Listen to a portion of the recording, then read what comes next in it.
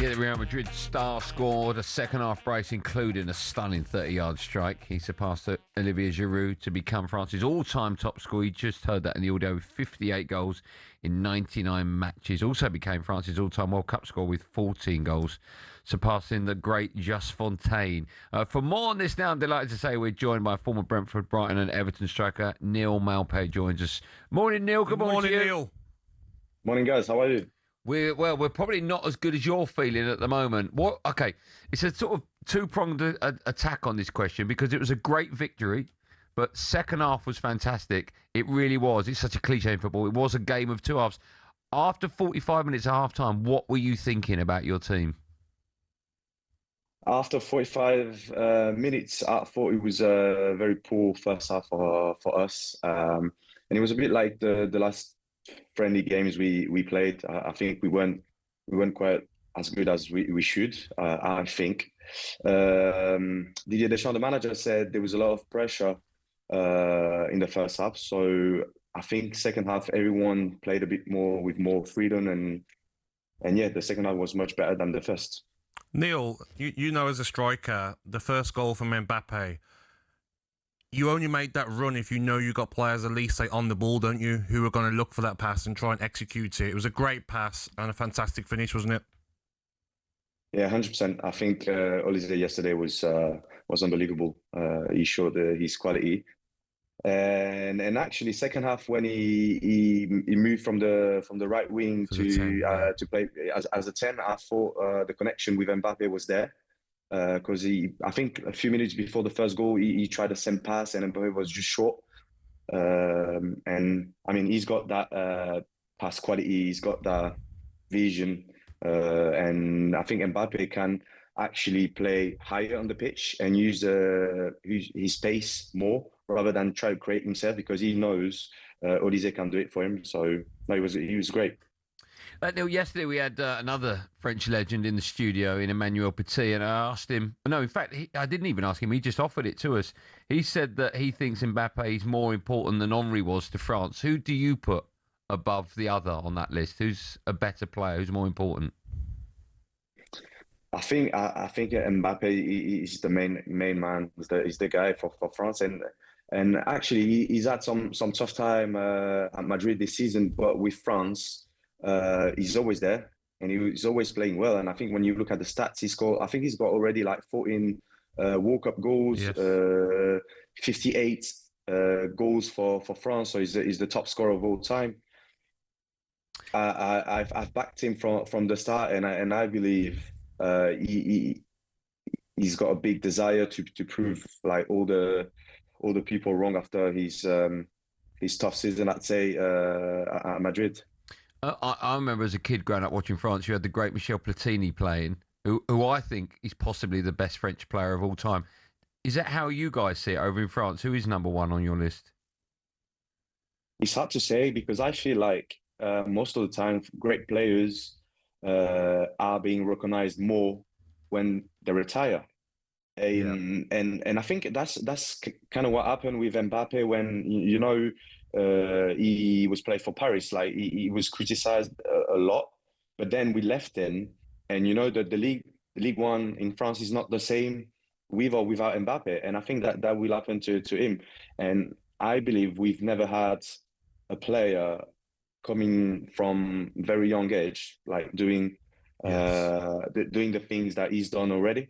He's one of the World Cup. He scored so many goals, and so I think he will be number one on the list for sure.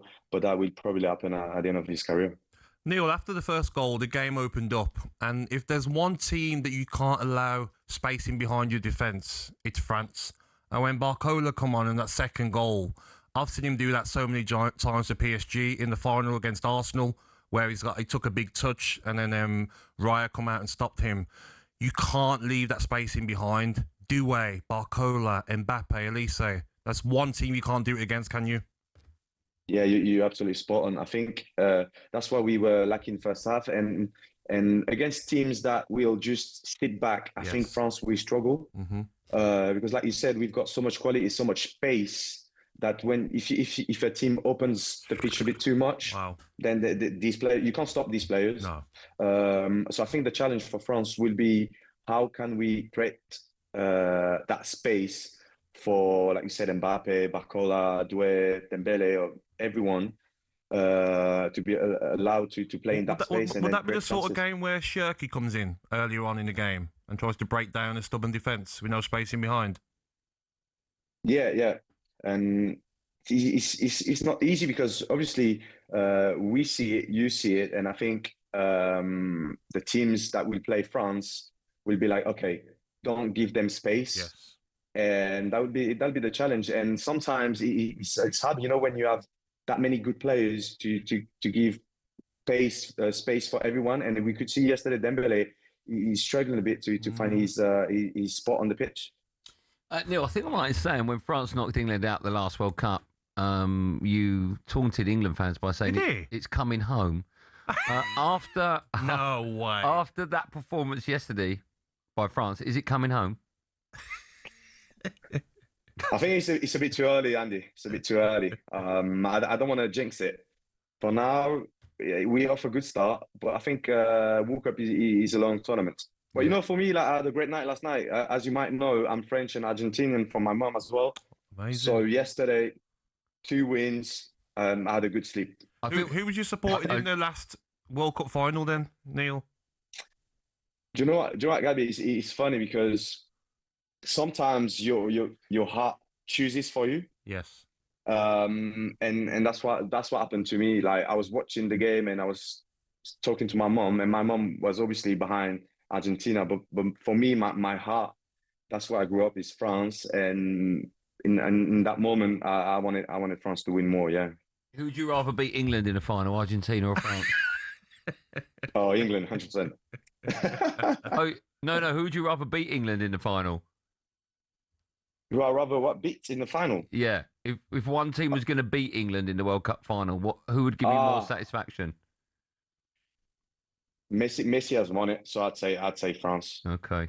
Just a quick word on Messi and Haaland as well. We felt over here, we came on air at 6, so nearly 3 hours ago, and we were just lifted by just an overnight barrage of just wonderful moments from the World Cup. We all sort of felt it began last night.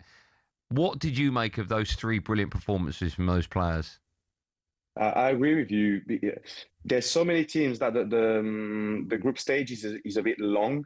So I think we were all waiting for France, for Argentina, for England to play. Yep. And last night we had Messi, arguably the greatest of all time, Mbappe, which is a superstar, Haaland playing. So obviously everyone feels more connected with those players.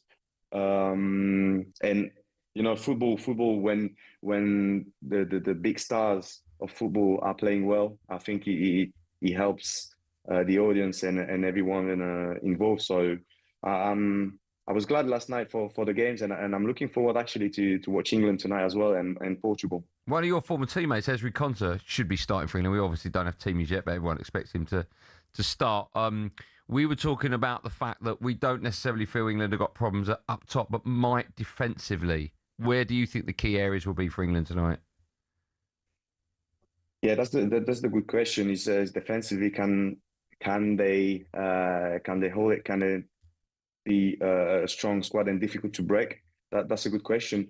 But like you said, I think there's a lot of quality in the squad, and I've said it last week with you guys. Harry Kane, I think he's on top form, and I think if there's a guy that can carry England to the final or to the top, he has to be him. So I'm looking forward to watch the game tonight. Neil, I love having you on the show. Yes, You're fantastic thank you, mate. to speak to. I really appreciate your time, man. Have a great day. Cheers, guys. Thank you for having me. Neil. Cheers. Our absolute pleasure. He's brilliant. I know. Former Brentford, Brighton and Everton striker Neal Maupay with us there.